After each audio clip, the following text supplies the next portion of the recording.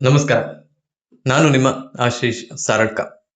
2025 ಮೇ ತಿಂಗಳಲ್ಲಿ ಇನ್ಸ್ಟಾಗ್ರಾಮ್ನಲ್ಲಿ ನಂಗೆ 25,000 ಫಾಲೋವರ್ಸ್ ಇದ್ರು. ಫೇಸ್ಬುಕ್ನಲ್ಲಿ ಇವರ ಸಂಖ್ಯೆ 72,000 ಹೋಯ್ತು. ಯೂಟ್ಯೂಬ್ನಲ್ಲಿ ಒಂದು ಚಾನೆಲ್ ಇತ್ತು, ಅಲ್ಲಿ ನನಗೆ 15,000 ಫಾಲೋವರ್ಸ್ ಅಥವಾ ಸಬ್ಸ್ಕ್ರೈಬರ್ಸ್ ಇದ್ರು. 2026 ಮೇ ಬಂದಿದೆ. ಇವತ್ತು ಇನ್ಸ್ಟಾಗ್ರಾಮ್ನಲ್ಲಿ 32,000 ಜನ ಫಾಲೋವರ್ಸ್ ಇದ್ದಾರೆ. ಫೇಸ್ಬುಕ್ನಲ್ಲಿ 1,17,000 ಜನ ಫಾಲೋವರ್ಸ್ ಇದ್ದಾರೆ. YouTube family 17,000 ಆಸುಪಾಸ್ನಲ್ಲಿದೆ. ಆದ್ರೆ ಕಳೆದ 1 ವರ್ಷದಲ್ಲಿ ನಾನು ಯಾವುದೇ ಫೈನಾನ್ಸ್ ಕಂಟೆಂಟ್ ಅನ್ನ ಮಾಡಿಲ್ಲ. ಹೇಳಿಕೊಳ್ಳುವುದಕ್ಕೆ ನಾನೊಬ್ಬ ಪರ್ಸನಲ್ ಫಿನಾನ್ಸ್ ಕಂಟೆಂಟ್ ಕ್ರಿಯೇಟರ್ ಆಗಿದ್ರೂ ಕೂಡ ಕಳೆದ 1 ವರ್ಷದಲ್ಲಿ ನಾನು ಯಾವುದೇ ಪರ್ಸನಲ್ ಫಿನಾನ್ಸ್ ಕಂಟೆಂಟ್ ಅನ್ನ ಮಾಡಿಲ್ಲ.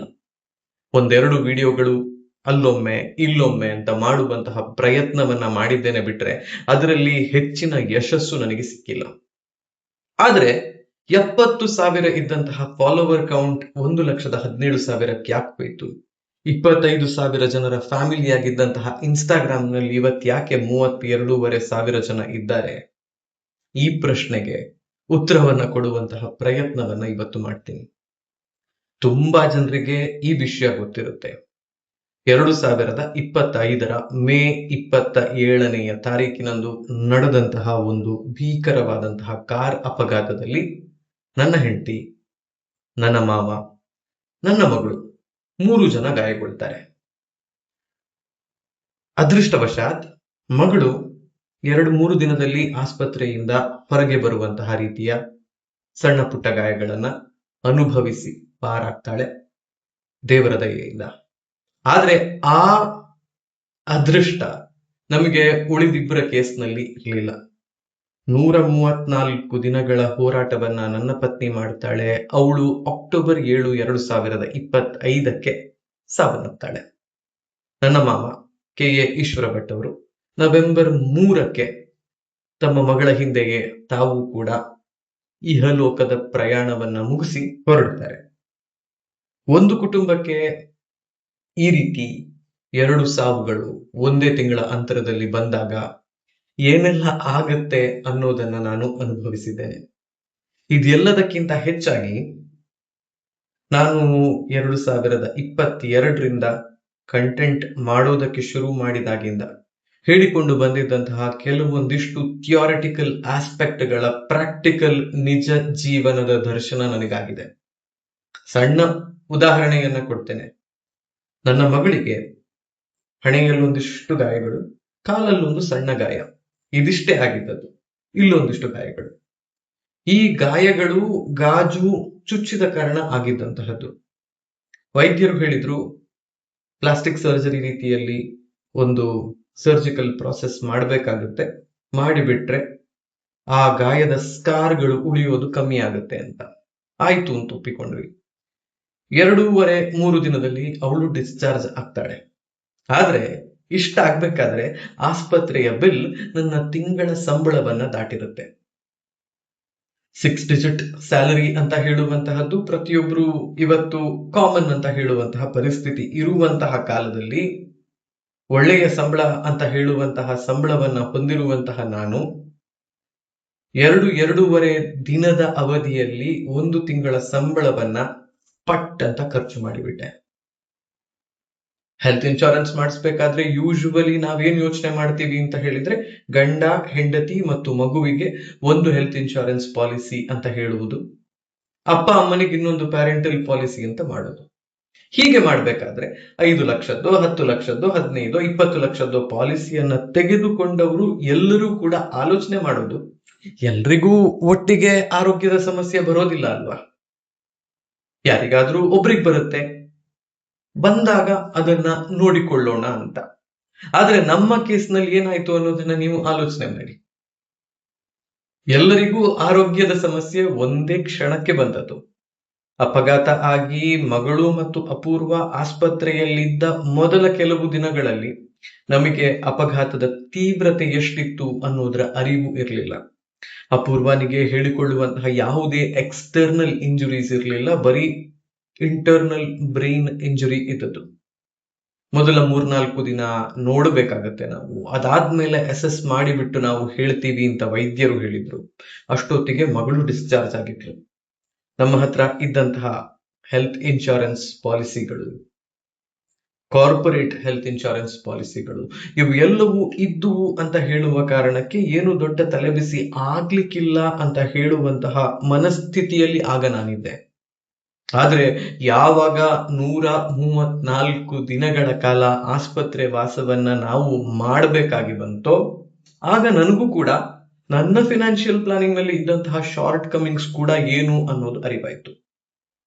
ಎಮರ್ಜೆನ್ಸಿ ಫಂಡ್ 6 ತಿಂಗಳ ಖರ್ಚಿನದ್ದು ಸಾಕಾಗುತ್ತೆ ನಮ್ಮ ಹತ್ರ ಇದ್ರೆ ಅಂತ ಹೇಳೋದನ್ನ ನಾನು ಆಗಾಗ ಹೇಳಿಕೊಂಡು ಬಂದಿದ್ದವನು. ಒಂದಿಷ್ಟು ದುಡ್ಡನ್ನ ಫಿಕ್ಸ್ಡ್ ರಿಟರ್ನ್ ಇನ್ಸ್ಟ್ರೂಮೆಂಟ್ಸ್ ನಲ್ಲಿ ಇಟ್ಟುಕೊಂಡು ಅದು ಬೇಕಾದಾಗ ವಿಡ್ರಾ ಆಗುವ ರೀತಿಯಲ್ಲಿದ್ರೆ ಅಲ್ಲಿಗೆ ನಮ್ಮ ಎಮರ್ಜೆನ್ಸಿ ಫಂಡ್ ಮ್ಯಾನೇಜ್ ಮಾಡೋದು ಸರಿಯಾಗುತ್ತೆ, ಸಾಕಾಗುತ್ತೆ ಅನ್ನುವಂತಹ ಅನಿಸಿಕೆ ನನ್ನದಾಗಿತ್ತು. But in reality, when real emergencies come, ಈ ರೀತಿಯ ಪ್ಲಾನಿಂಗ್ ಕೆಲಸ ಮಾಡೋದಿಲ್ಲ. When real emergencies come, no matter how much you have planned, you will still end up losing some amount of money.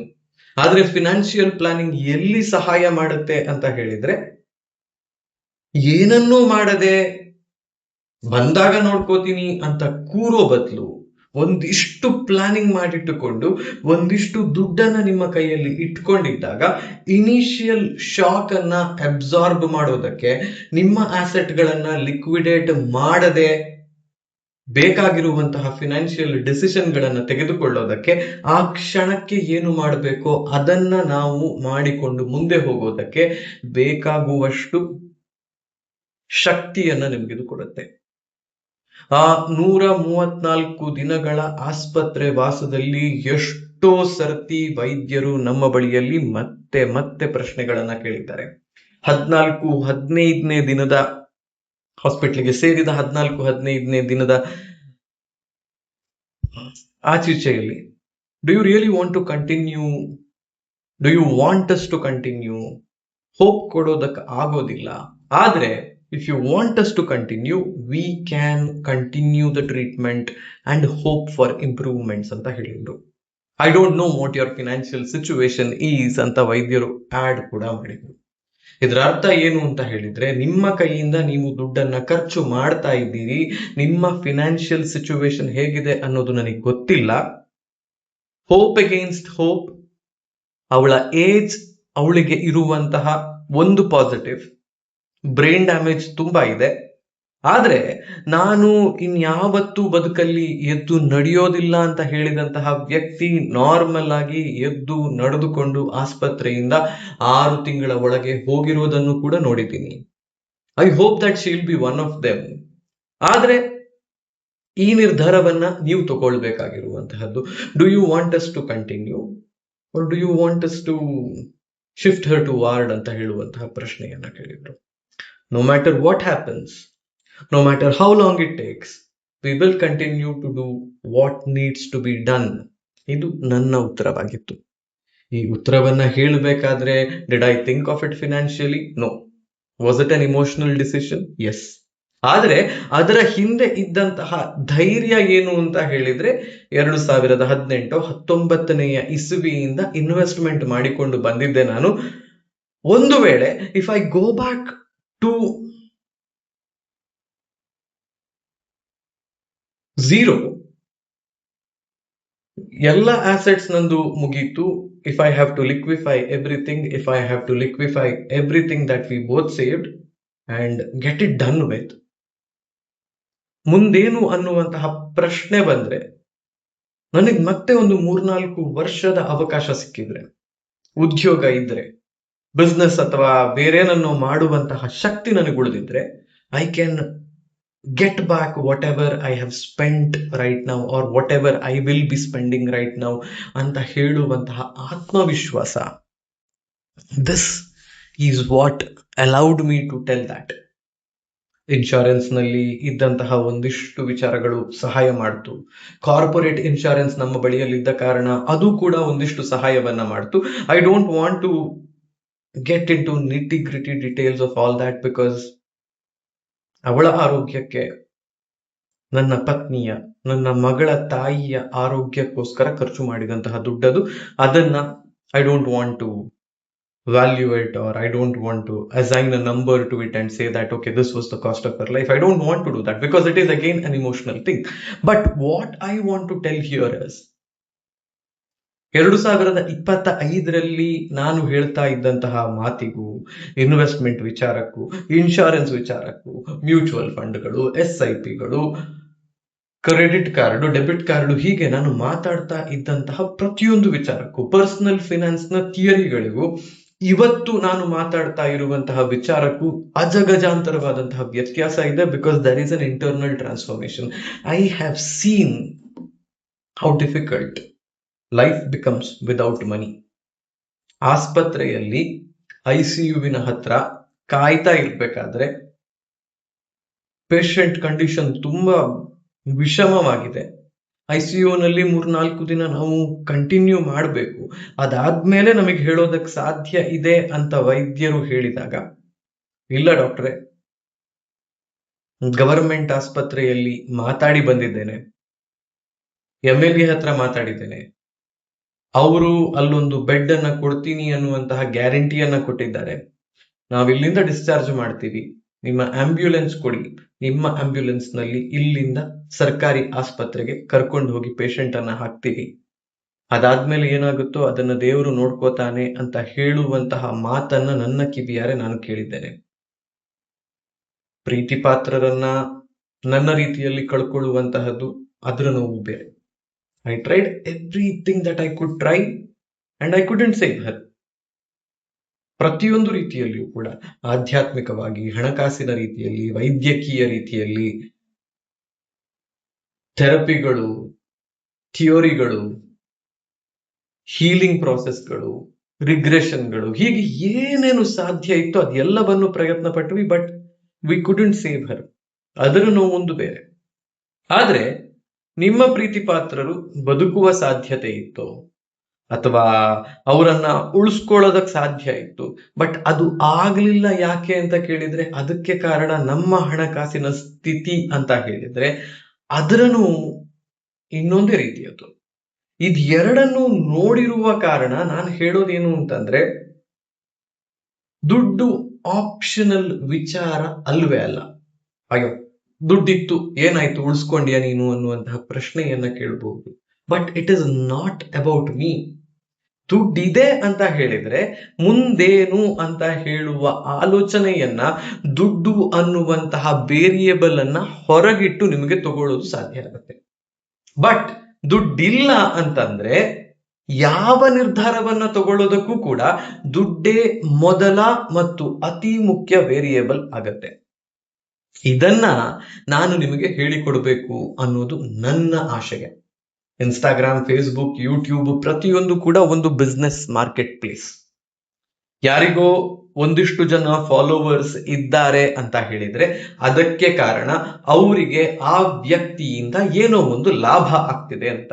Education ಇರಬಹುದು, ಎಂಟರ್ಟೈನ್ಮೆಂಟ್ ಇರಬಹುದು, ಏನೇ ಇರಬಹುದು, therapy ಇರಬಹುದು. So ಈ ಬಿಸ್ನೆಸ್ ನಲ್ಲಿ ಇದೊಂದು ಗಿವ್ ಅಂಡ್ ಟೇಕ್ ರಿಲೇಶನ್ಶಿಪ್. ನಾನ್ ನಿಮಗೇನೋ ಕೊಡ್ತೀನಿ, ಅದಕ್ಕೆ ಪ್ರತಿಯಾಗಿ ನೀವು ನನಗೇನೋ ಕೊಡ್ತೀರಿ. ಅಂಡ್ ಈ ರಿಲೇಶನ್ಶಿಪ್ ನನಗೆ ಮುಂದುವರಿಬೇಕಾಗಿರುವಂತಹದ್ದು ಪರ್ಸನಲ್ ಫಿನಾನ್ಸ್ ಕಂಟೆಂಟ್ ಕ್ರಿಯೇಟರ್ ಆಗಿಯೇ. ನಾನು ಒಂದು ಫಿನಾನ್ಷಿಯಲ್ ವ್ಯಾಲ್ಯೂವನ್ನ ನಿಮ್ಮ ಬದುಕಿಗೆ ಕೊಡಬೇಕು ಅಂತ ಹೇಳುವಂತಹದ್ದು, ಆ ವ್ಯಾಲ್ಯೂ ಪ್ರಪೋಸಿಷನ್, ಆ ವ್ಯಾಲ್ಯೂ ಎಡಿಷನ್ ಅನ್ನ ಕೊಡಬೇಕು ಅಂತ ಹೇಳುವಂತಹದ್ದು ಮುಂಚೆಯೂ ಇದ್ದಂತಹ ಆಸಕ್ತಿ, ಇವತ್ತು ಇರುವಂತಹದ್ದು ಅದೇ ಆಸಕ್ತಿ. ಆ ಕಾರಣದಿಂದ ಇಷ್ಟುದ್ದದ ವಿಡಿಯೋ ಮಾಡಿಬಿಟ್ಟು ಹೇಳ್ತಾ ಇರೋದು. ಮುಂಚೆ ಮಾಡ್ತಾ ಇದ್ದಂತಹದ್ದೇ ವೆಲಾಸಿಟಿಯಲ್ಲಿ ವಿಡಿಯೋಸ್ ಮಾಡೋದು ಸಾಧ್ಯ ಇದೆಯಾ ಗೊತ್ತಿಲ್ಲ ನನಗೆ. 4-5 ಬಾರಿ ಪ್ರಯತ್ನವನ್ನ ಪಟ್ಟಿದ್ದೇನೆ. 1 ವಿಡಿಯೋ 2 ವಿಡಿಯೋ ಆಗಿದೆ. ಅದನ್ನ ಎಡಿಟ್ ಮಾಡೋದಕ್ಕೆ, ಪೋಸ್ಟ್ ಮಾಡೋದಕ್ಕೆ ಮನಸ್ಸು ಬರದೆ ಹಾಗೆ ಇಟ್ಟದ್ದಿದೆ. 1-2 ವಿಡಿಯೋಗಳನ್ನ ಮಾಡಿ ಪೋಸ್ಟ್ ಮಾಡಿದ್ದೂ ಇದೆ. ಆದ್ರೆ ಪ್ರತಿ ಸರ್ತಿ ಹೀಗೊಂದು ವಿಡಿಯೋವನ್ನ ಮಾಡೋದಕ್ಕೆ ಹೊರಟಾಗ ಇದ್ರ ಹಿಂದೆ ಇದ್ದಂತಹವಳು ಅವಳೆ. 2022ರಲ್ಲಿ ನನ್ನ ಮೊದಲ ವಿಡಿಯೋವನ್ನ ನಾನು ಮಾಡೋದಕ್ಕೆ ಹೊರಟಾಗ ಅದರ ಹಿಂದೆ ಇದ್ದಂತಹ ಇನ್ಸ್ಪಿರೇಷನ್, ಅದರ ಹಿಂದೆ ಇದ್ದಂತಹ ಸಪೋರ್ಟಿಂಗ್ ಪಿಲ್ಲರ್ ಅಪೂರ್ವ. ಇನ್ವೆಸ್ಟ್ಮೆಂಟ್ ನೀನು ಮಾಡ್ತಾ ಇದ್ದೀಯಾ, ಇಷ್ಟು ಜನರು ನಿನ್ಗೆ ಏನೇನೋ ಕೇಳ್ಬೇಕಾದ್ರೆ ನೀನು ಇಷ್ಟು ಚೆನ್ನಾಗಿ ಉತ್ತರ ಕೊಡ್ತಿದ್ದೀಯಾ, why don't you go ahead and post content about it ಅಂತ ಹೇಳುವಂತಹ ಪ್ರಶ್ನೆಯನ್ನು ಕೇಳಿದ್ದವಳು ಅವಳೆ. ಇನಿಷಿಯಲ್ ಫೈರ್ ಅನ್ನ ಶುರು ಮಾಡಿದವಳು ಅವಳೆ. ಆದ್ರೆ ಅಷ್ಟು ಮಾಡಿ ಅವಳು ಸುಮ್ಮನಾಗ್ಲಿಲ್ಲ. 2022ರಲ್ಲಿ ಮಗಳು ಹುಟ್ಟಿದ್ಲು, ಬೆಂಗಳೂರಿಗೆ ಮತ್ತೆ ನಾವು ಬಂದ್ವಿ. ಬೆಂಗಳೂರಿಗೆ ಬಂದ ಮೇಲೆ 2 BHK ಬೆಂಗಳೂರಿನ ಮನೆ ನಿಮಗೆ ಗೊತ್ತಿರುತ್ತೆ. ಮಗು ಜೋರಾಗಿ ಆ ಕೋಣೆಯಲ್ಲಿ ಅಳ್ತಾ ಇದೆ ಅಂತ ಹೇಳಿದ್ರೆ ನಾನು ಈ ಕೋಣೆಯಲ್ಲಿ ವಿಡಿಯೋ ಮಾಡಿದ್ರೆ ಅದರಲ್ಲಿ ಬ್ಯಾಕ್ ಗ್ರೌಂಡ್ ನಾಯ್ಸ್ ಇರುತ್ತೆ. ಅಪ್ಪು ವಿಡಿಯೋ ಮಾಡೋದಿದೆ ಅಂತ ಹೇಳಿದ ಕೂಡಲೇ ಮಾಡಬೇಕಾದಂತಹ ಅಥವಾ ಮಾಡ್ತಾ ಇದ್ದಂತಹ ಎಲ್ಲ ಕೆಲಸವನ್ನ ಬಿಟ್ಟು ಮಗಳನ್ನ ಹೊರಗೆ ಕರ್ಕೊಂಡು, ಟೆರೆಸಿಗೆ ಕರ್ಕೊಂಡು, ವಾಕಿಂಗಿಗೆ ಕರ್ಕೊಂಡು, ಪಕ್ಕದ ಮನೆಗೂ ಕರ್ಕೊಂಡು ಹೋಗಿ ವಿಡಿಯೋ ಆಗುವ ತನಕ ನನಗೆ ಯಾವುದೇ ರೀತಿಯ ತೊಂದರೆ ಸಮಸ್ಯೆ ಆಗದೆ ಇರುವ ರೀತಿಯಲ್ಲಿ ನನ್ನ ಪ್ರತಿಯೊಂದು ವಿಡಿಯೋದ ಹಿಂದೆ ಬೆಂಬಲವಾಗಿ ನಿಂತಿದ್ದವಳು ಅಪೂರ್ವ. ನನ್ನ ಪ್ರತಿಯೊಂದು ವಿಡಿಯೋಕ್ಕೆ ಇನ್ಸ್ಪಿರೇಷನ್ ಆಗಿ ನಿಂತಿದ್ದವಳು ಅವಳೆ. ವಿಡಿಯೋಗಳಲ್ಲಿ ತಪ್ಪಾದಾಗ, ಆಡಿಯೋ ಕ್ವಾಲಿಟಿ ಚೆನ್ನಾಗಿಲ್ಲದೆ ಇದ್ದಾಗ, ಕಂಟೆಂಟ್ ಕ್ಲಾರಿಟಿ ಇಲ್ಲದೆ ಇದ್ದಾಗ, ವಿಡಿಯೋ ಮಾಡ್ತಿರುವಂತಹದ್ದು ಸರಿ ಇಲ್ಲ ಅಂತ ಅನ್ಸಿದಾಗ ಪ್ರತಿಯೊಂದಕ್ಕೂ ಫೀಡ್ಬ್ಯಾಕ್ ಕೊಟ್ಟು ಇದು ಸರಿ ಇಲ್ಲ ಆಶಿ, ಇದನ್ನ ಹೀಗೆ ಮಾಡು ಆಶಿ ಅಂತ ಹೇಳ್ತಿದ್ದವಳು ಅವಳೆ. ಚೆನ್ನಾಗಿರುವಂತಹ ವಿಡಿಯೋಗಳನ್ನ ಬೇರೆಯವರು ಮಾಡಿದಾಗ, ನೋಡು ಇವರೊಂದು ವಿಡಿಯೋ ಮಾಡಿದ್ದಾರೆ, ಈ ವಿಡಿಯೋದಲ್ಲಿರುವಂತಹ ಈ ಆಸ್ಪೆಕ್ಟ್ ಅನ್ನ ನೀನು ಫಾಲೋ ಮಾಡಬಹುದು ಅಂತ ಹೇಳಿದವಳು ಅವಳೆ. ಈಗ ಅವಳಿಲ್ಲ ಅಂತ ಹೇಳುವ ಕಾರಣಕ್ಕೆ ನಮ್ಮಿಬ್ಬರ ಕಾಮನ್ ಡ್ರೀಮ್ ಆಗಿದ್ದಂತಹ ಕಂಟೆಂಟ್ ಕ್ರಿಯೇಷನ್ ಅನ್ನ ನಾನು ಬಿಟ್ರೆ it will not be right on my part. ದುಡ್ಡನ್ನ ಮುಂಚೆ ನಾನು ನೋಡ್ತಾ ಇದ್ದಂತಹ ರೀತಿಯಲ್ಲೇ ಇವತ್ತು ನೋಡ್ತಿದ್ದೀನ ಅಂತ ಕೇಳಿದ್ರೆ ಖಂಡಿತ ಇಲ್ಲ. Previously net worth meant something to me. 1 crore, 2 ಕೋಟಿ, 3 ಕೋಟಿ, 4 ಕೋಟಿ, 5 ಕೋಟಿ ಅಂತ ಹೇಳಿದ್ರೆ ಅದು ಒಂದು ಫ್ಯಾಸಿನೇಟಿಂಗ್ ನಂಬರ್ ನನಗೆ ಆಗ ಆಗಿತ್ತು. But today it is only a means of reaching a particular milestone and it is only a mean of making things happen in life. ದುಡ್ಡಿದೆ ಅಂತ ಹೇಳಿದ್ರೆ ಉಳಿದದ್ದೆಲ್ಲವನ್ನು ಸರಿಪಡಿಸುವಂತಹ ಅವಕಾಶ ನಿಮಗೆ ಸಿಗುತ್ತೆ. Not everything, some things in life. So ಆ ಕಡೆಗೆ ನಮ್ಮ ಪಯಣವನ್ನ ಮುಂದುವರಿಸೋದಕ್ಕೆ ಪ್ರಯತ್ನ ಪಡೋಣ. ಸಾಧ್ಯ ಆದಷ್ಟು ವಿಡಿಯೋಗಳನ್ನ ಪೀರಿಯಾಡಿಕ್ ಆಗಿ ಮಾಡುವಂತಹ ಪ್ರಯತ್ನವನ್ನ ನಾನು ಪಡ್ತೀನಿ. 2025 ಮೇಯಲ್ಲಿ ನಿಲ್ಲಿಸಿದಂತಹ ನನ್ನದೇ SIP ಗಳನ್ನ ನಾನು ಇನ್ನೂ ಶುರು ಮಾಡಿಲ್ಲ. But that does not mean that I stopped investing. 6-7 ವರ್ಷಗಳ ಎಕ್ಸ್ಪೀರಿಯನ್ಸ್ ಇರುವ ಕಾರಣ ಸ್ಟಾಕ್ ಮಾರ್ಕೆಟ್ ಕ್ರಾಶ್ ಆದಾಗ, ಸ್ಟಾಕ್ ಮಾರ್ಕೆಟ್ ಕೆಳಗೆ ಹೋದಾಗ ಲಂಪ್ಸಮ್ ಆಗಿ ನನ್ನ ಬಳಿಯಲ್ಲಿದ್ದಂತಹ ದುಡ್ಡನ್ನ ಡೆಪ್ಲಾಯ್ ಮಾಡುವಂತಹಷ್ಟು ನಾಲೆಜ್ ನನಗಿದ್ದಂತಹ ಕಾರಣ SIP ಕೊಡಬಹುದಾಗಿದ್ದಂತಹ ರಿಟರ್ನ್ಸ್ ಅನ್ನು ನನ್ನ ಸ್ಟಾಕ್ ಮಾರ್ಕೆಟ್ ಇನ್ವೆಸ್ಟ್ಮೆಂಟ್ ನಾನು ಕಳೆದ 1 ವರ್ಷದಲ್ಲಿ ಕೊಟ್ಟಿದೆ. But that does not mean that you can do that. ಶುರು ಮಾಡ್ತಿರುವವರಿಗೆ ಶುರು ಮಾಡೋದಕ್ಕೆ ಬೇಕಾಗಿರುವಂತಹದ್ದು ಡಿಸಿಪ್ಲಿನ್ ಮತ್ತು ಸಿಸ್ಟಮ್ಯಾಟಿಕ್ ಪ್ಲಾನ್. ಇದೆಲ್ಲವನ್ನು ಮುಂದಿನ ದಿನಗಳಲ್ಲಿ ಮಾತಾಡೋಣ.